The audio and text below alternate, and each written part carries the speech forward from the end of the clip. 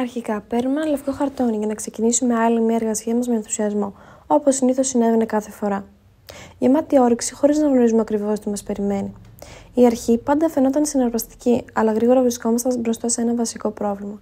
Δεν ξέραμε από πού να αρχίσουμε.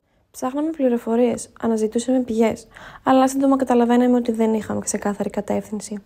Πολλές βέβαια από τις πληροφορίες που βρίσκαμε δεν μας βοηθούσαν πραγματικά και χωρίς σωστή οργάνωση χάναμε πολύτιμο χρόνο.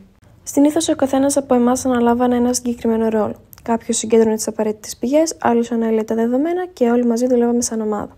Φυσικά και τα εμπόδια δεν σταμάτησαν εκεί. Σε κάποιο σημείο, για παράδειγμα, συνειδητοποίησαμε ότι δεν είχαμε το σωστό λογισμικό για τη χαρτογράφηση. Ήταν μια πάρα πολύ δύσκολη στιγμή. Παρ' όλα αυτά, βρήκαμε εναλλακτικές νέα εργαλεία και μάθαμε πώς να τα χρησιμοποιούμε.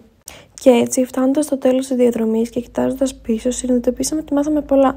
Όχι μόνο για τη ρύπανση και τη χαρτογράφηση, αλλά και για το πώς να δουλεύουμε αποδοτικά και οργανωμένα. Η επιτυχία δεν ήταν μόνο το αποτέλεσμα της εργασίας, αλλά και το ταξίδι της. Και μέσα από όλο αυτό, γίναμε καλύτεροι.